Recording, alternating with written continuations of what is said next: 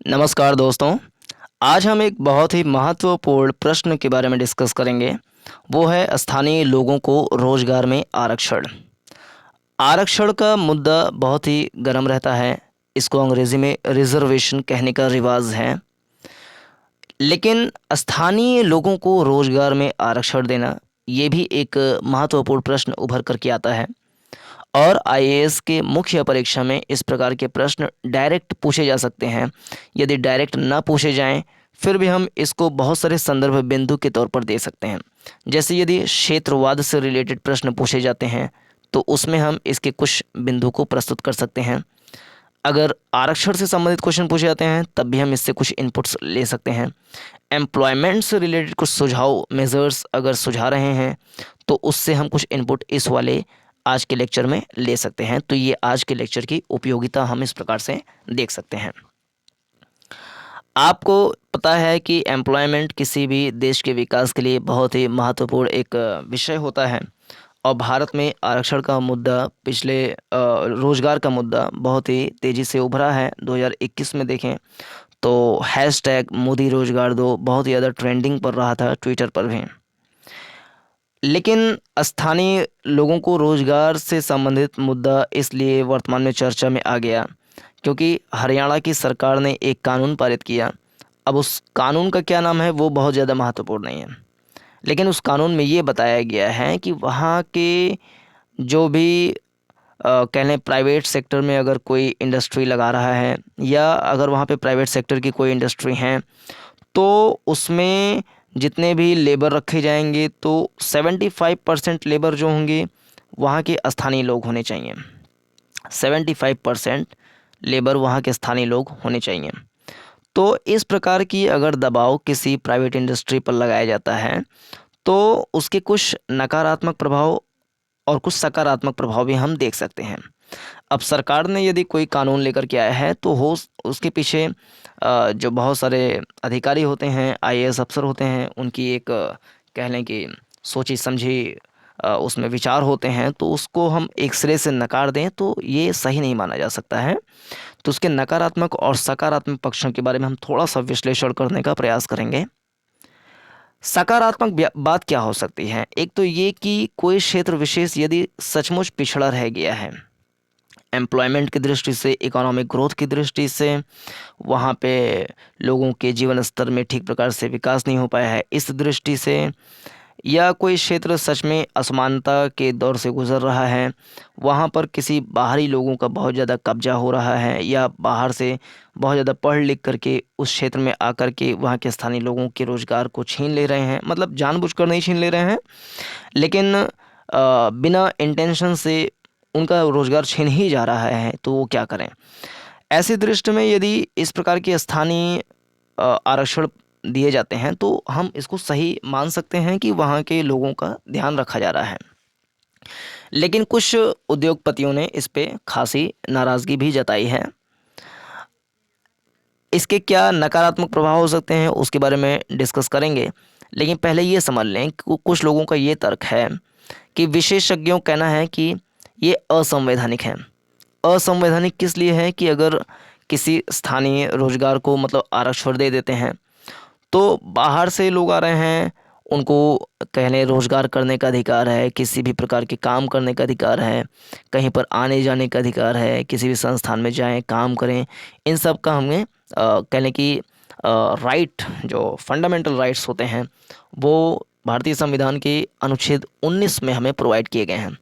19 में अलग अलग क्लॉज हैं, 19A में अलग अलग क्लॉज हैं, सॉरी 19(1) में अलग अलग क्लॉज हैं। जैसे एग्जांपल में 19(1)A लें तो अभिव्यक्ति की स्वतंत्रता है।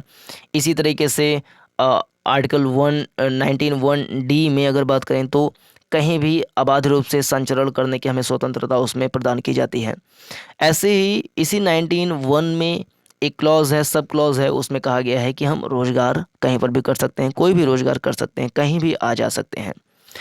तो अगर 75% लोगों को स्थानीय स्तर पर रोजगार मतलब आरक्षण दे दिया जा रहा है, तो बाहर से आने वाले लोगों के लिए ये थोड़ा सा चिंता का सबब हो सकता है। जैसे दिल्ली है, दिल्ली में बहुत सारे लोग बिहार से, यूपी जो पूर्वी यूपी है वहाँ से आकर के रोज़गार पाते हैं। अब दिल्ली के सभी प्राइवेट फैक्ट्रियों में अगर ये कह दिया जाए कि यहाँ पर बाहरी लोगों को मतलब रोज़गार जो है नहीं दिया जा पाएगा, क्योंकि यहाँ के स्थानीय लोगों को पहले रोज़गार में एक तरीके से व्यवस्था की जाएगी। तो जो बाहरी लोग आ रहे हैं तो उनके लिए थोड़ा सा नाराज़गी हो सकती है। इसके अलावा क्षेत्रवाद की भावना बढ़ सकती है। दूसरा अगर हम नकारात्मक पहलू देखें, क्षेत्रवाद की भावना बढ़ सकती है। और कुछ जानकारों का ऐसा भी मत है कि सरकार इस प्रकार के प्रावधान इसलिए लाती है ताकि वो अपनी वोटिंग को खींच सके, अपनी तरफ खींच सके, वोटर को अपनी तरफ खींच सके। तो क्षेत्रवाद की राजनीति अगर इस स्तर पर की जाती है तो बिल्कुल उसको गलत माना जा सकता है। लेकिन अगर सरकार का इंटेंशन और सच में उससे कोई सकारात्मक प्रभाव पड़ रहा है या पड़ने की आशंका हमें मतलब दिखाई पड़ती है, तो इसको हम सही भी मान सकते हैं और इसका प्रयोग थोड़ा पायलट प्रोजेक्ट के तहत किया जा सकता है कि समाज पर इसके क्या नकारात्मक और सकारात्मक प्रभाव हमें दिखाई पड़ रहे हैं। रोजगार बढ़ाने की बजाय नौकरियों को ऐसे वितरित किया जाए ताकि तात्कालिक चुनावी लाभ मिल सके, इसलिए सरकारें इस प्रकार काम करती हैं, ऐसा तर्क दिया जाता है। अगर हम कुछ एग्जाम्पल और देखें तो अगर सही मैं बोल रहा हूँ तो तेलंगाना में भी इस प्रकार का प्रावधान किया गया, गुजरात में किया गया कुछ समय पहले, वर्तमान में हरियाणा में एक कानून ही ला दिया गया है। तो इस प्रकार के स्थानीय लोगों को रोज़गार देने में आरक्षण की बात अलग अलग समय में अलग अलग राज्यों में हमें दिखाई पड़ती है। वर्तमान में हरियाणा में ये दिखाई पड़ रही है। कारोबारी सुगमता के लिए बात करती है भारत सरकार। कुछ उद्योगपतियों का मानना है कि अगर कारोबारी सुगमता सच में लेकर के आनी है, उसमें इंडेक्स भारत का सच में बढ़ाना है, तो किसको रोज़गार दिया जाए, बाहरी लोगों को या स्थानीय लोगों को, इस पर जो विचार है उसको कंपनी या फैक्ट्री के ऊपर ही छोड़ दिया जाए। जो योग्य लोग हैं, जो एबल लोग हैं, उनको दे दिया जाए और जो कंपनी की दृष्टि से उचित नहीं है उनको निकाल दिया जाए, क्विट कर दिया जाए, फायर कर दिया जाए। तो ऐसे वो लोग बात करते हैं। तो कारोबारी सुगमता के लिए ये थोड़ा सा नकारात्मक पहलू हो सकता है। इसके अलावा श्रम लागत बढ़ जाती है। श्रम लागत क्यों बढ़ जाती है? अगर 75% लोगों को आरक्षण दे दिया जा रहा है कि आप यहाँ पर रहेंगे ही रहेंगे, इतने सीटों पर किसी और को लिया ही नहीं जाएगा, तो वहाँ के लोग थोड़ा सा निरंकुश हो जाने की थोड़ी सी आशंका बन जाती है, क्योंकि उनको इस बात की गारंटी मिल ही रहेगी कि उनको आरक्षण तो दिया ही जाएगा। तो वो अपने मन माफिक थोड़ा सा अपना मूल्य जो लेबर वैल्यू है उसको बढ़ा सकते हैं। तो कारोबारी सुगमता पर नकारात्मक प्रभाव पड़ सकता है। इसके अलावा प्रतिस्पर्धा कम हो जाएगी, जो कंपटीशन है कम हो जाएगा। कॉम्पिटिटिवनेस इंडेक्स भी एक आता है, उसमें हमारी कमी भी इससे परिलक्षित हो सकती है। प्रतिस्पर्धा में कमी क्यों? क्योंकि उनको आरक्षण का लाभ मिलेगा, उनको पहले से इस बात की गारंटी मिली रहेगी, तो वो ठीक प्रकार से काम ना करें। उनके पास प्रेरणा का थोड़ा सा अभाव हो सकता है कि बाहरी लोग तो रखे ही नहीं जाएंगे इतनी सीटों पर, तो प्रेरणा की कमी के कारण वो काम में थोड़ी सी कह लें ढिलाई करें, ज़्यादा काम में मन न लगे। तो इस प्रकार से प्रतिस्पर्धा कम हो सकती है, जिससे उत्पादन क्षमता कम होगी, तो जीडीपी पर यानी कि ग्रॉस डेवलपमेंट डोमेस्टिक प्रोडक्ट पर नकारात्मक प्रभाव हमें देखने को मिल सकता है। एक इस पे नेगेटिव चीज़ बताई जाती है कि इंस्पेक्टर राज में बढ़ोतरी होगी, लाल फीताशाही, नौकरशाही, इन सब का ज़्यादा उस पर नियंत्रण स्थापित होगा, जिससे कारोबारी सुगमता में कमी आएगी। एक तर्क दिया जाता है कि क्षेत्रीय असंतुलन इससे बढ़ेगा। कुछ लोगों का मानना है कि क्षेत्रीय असंतुलन इससे कम होगा, कुछ लोगों का मानना है कि क्षेत्रीय असंतुलन इससे बढ़ेगा। क्षेत्रीय असंतुलन किस लिए कम होगा? क्योंकि कोई क्षेत्र सच में पिछड़ा हुआ है, अगर वहाँ के स्थानीय लोगों को रोजगार दिया जा रहा है तो वो क्षेत्रीय असंतुलन में कमी आएगी।